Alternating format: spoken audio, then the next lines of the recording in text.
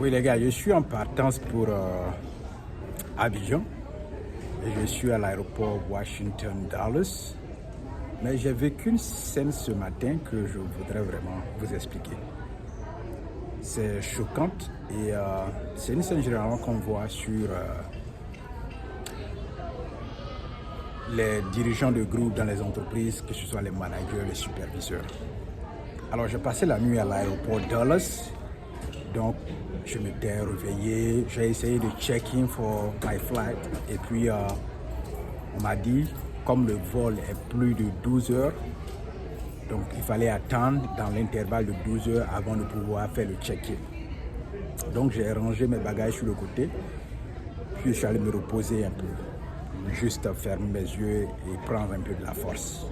Donc là où j'étais assis, c'est en fait un groupement de travail. Ceux qui poussent les gens, on appelle ça Special Service. Donc c'est aussi une partie de United Airlines, puisque je voyage. Dans ce voyage, je vais avec United Airlines. Donc j'ai vu les éléments de Special Service.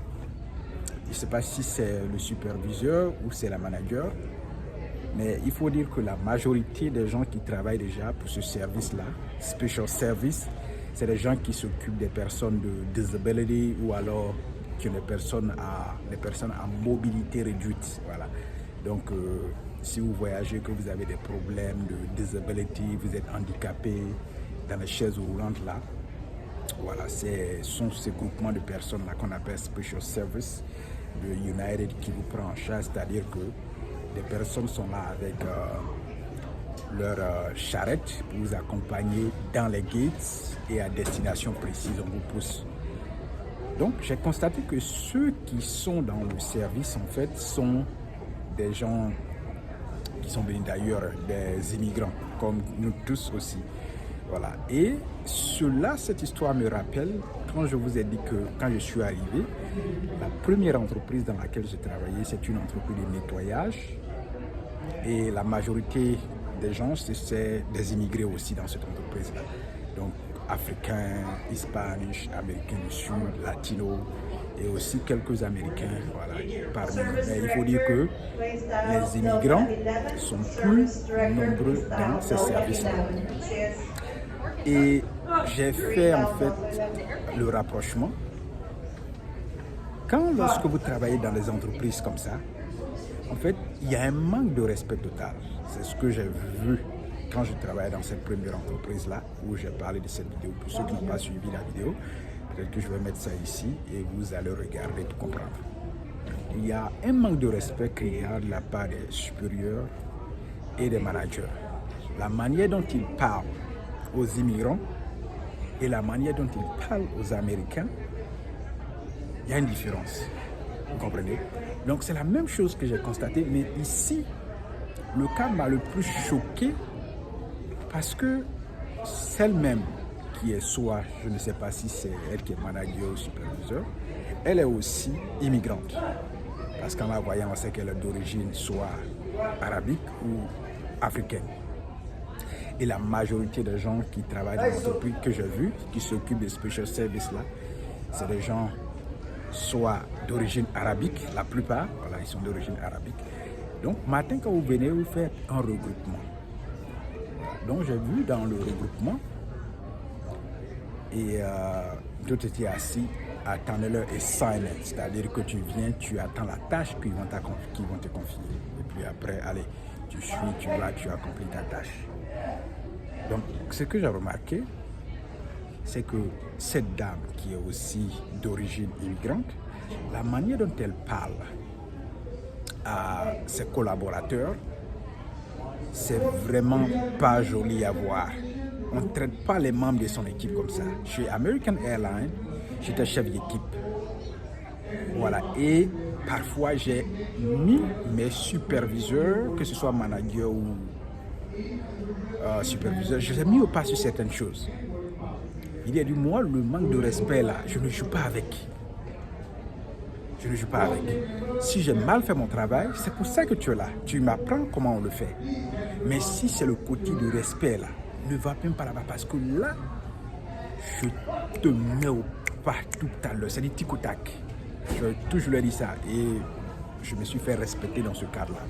Ça fait que de la manière dont on parle à certaines autres personnes, tu ne peux pas me parler comme ça. Donc, il y a un respect que j'ai gardé pendant tout le temps que j'ai passé sur American Airlines. Mais ce que j'ai vu, c'est que non seulement cette dame, elle est d'origine arabique ou africaine, mais la manière dont elle parle à ses collaborateurs et de la manière dont elle leur confie des tâches, non, ça m'a dépassé les gars.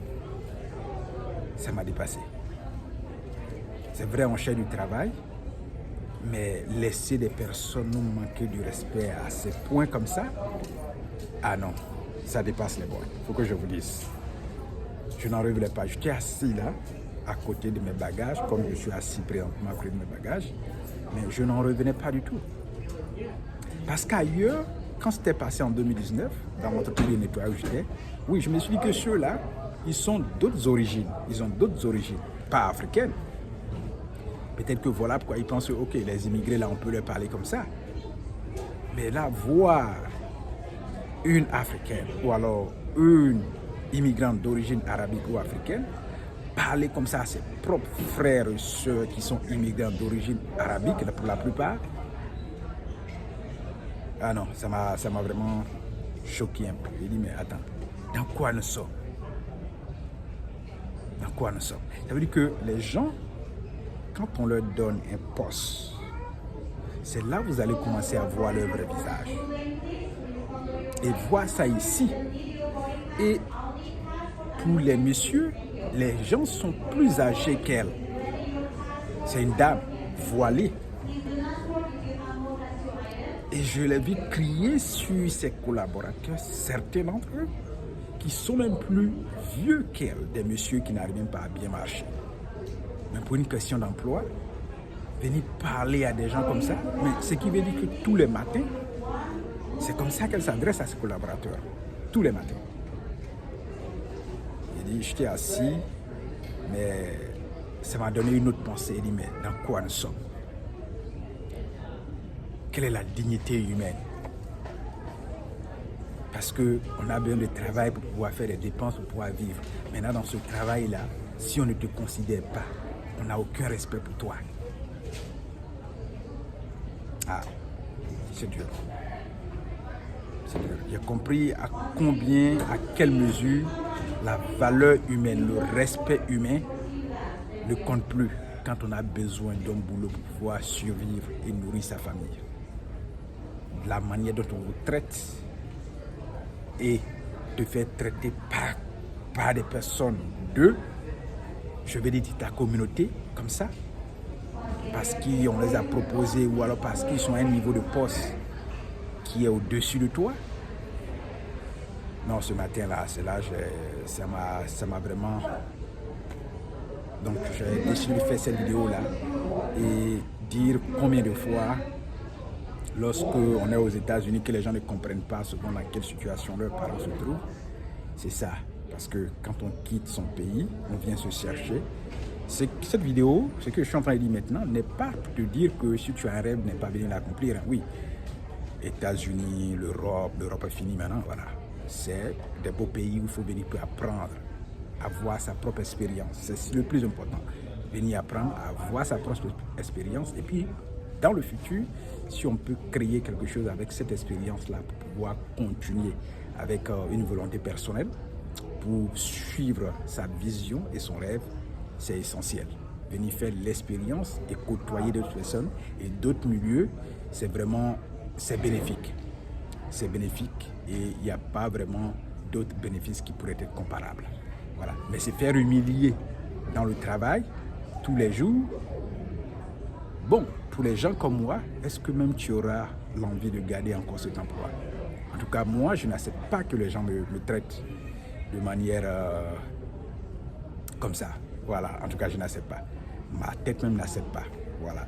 Si pour me renvoyer, j'ai dit à des managers, je leur ai dit, il y a un qui m'a traité un jour, I will fire. Il dit, go ahead and do it. Il m'a dit qu'il va me renvoyer. Il pourrait faire. Il dit, go ahead and do it. Il a dit, va et fais ton travail. Do you think I'm gonna beg you for that? Tu penses que je vais te demander pardon pour ça? Tu ne me connais pas encore. Va et douce et fais ça maintenant. Donc c'est pour dire que le respect d'abord. J'ai toujours dit ça à mes supérieurs. Le respect là, moi je ne vends pas ça. Et même si je te vends, tu ne peux même pas acheter. Donc souvent c'est désolant. C'est désolant de voir une dame de sa communauté, comme j'ai vu ce matin, parler à des membres de sa communauté pour de l'emploi. Parce qu'elle a un poste supérieur à eux. Traiter ces vieilles personnes. La majorité des personnes que j'ai chez de vieilles personnes qui font leur service, mais leur parler comme ça, crier sur eux, d'une certaine manière, va faire ça. Non les gars, ça m'a vraiment dépassé. Dans quoi nous sommes? Parce qu'on a bien de travail. Des gens, certaines personnes doivent nous humilier, nous traiter comme de bons à rien. Je ne sais pas. Je ne sais pas. Mais ce qui est sûr, ce que je sais, c'est que tu dois investir. Tu dois investir pour sortir de ce cauchemar-là. Tu dois investir pour devenir libre et indépendant financièrement. Pour que tu n'arrives plus à subir le mécontentement ou alors que certaines personnes te traitent comme des bons à rien. On doit construire notre peuple. On doit construire l'Afrique. On doit construire le rêve africain pour que nous puissions rester chez nous, pour que nos enfants qui viendront après nous puissent vivre sur une terre prospère. La terre est déjà prospère, mais il faut la rendre encore plus belle pour l'éternité, pour que nous, quand nous allons mourir, nous soyons heureux là où nous serons, pour que nos enfants, nos petits-enfants qui viendront après nous, héritent de ce que nous leur laisserons. Une terre construite, une Afrique où le rêve est possible et on réalise des rêves chez nous, où on est heureux de vivre et où on va inciter d'autres personnes à venir chez nous et non plus nous à chercher à aller chez les autres pour aller apprendre ou rester là-bas. Il y a des gens qui viendront et qui voudront rester chez nous parce que nous avons créé, nous avons construit la richesse, parce que nous avons construit vraiment le futur. Là où tu me regardes, je ne sais pas ce que tu penses de cette vidéo. Si tu es aux États-Unis, allez, dis-moi ce que tu penses. Est-ce que tu as vécu des cas pareils ou alors est-ce que tu te laisses marcher dessus par l'humeur de certaines personnes, par tes supérieurs hiérarchiques? Allez, dis-moi ce que tu en penses. Ou alors, si tu n'as pas encore rencontré le cas de figure, des cas comme ça, dis-moi ce que tu en penses. Quelle est ta vision? Comment allons-nous faire pour bâtir chez nous, pour que nos enfants vivent la prospérité et l'indépendance financière et pour que nous-mêmes, nous soyons prospères et heureux quand nous ne serons plus là, parce que nous aurons laissé un héritage pour nos enfants, pour nos petits-enfants et sur un continent libre, indépendant, financièrement. En commentaire, j'attends ton avis. À bientôt.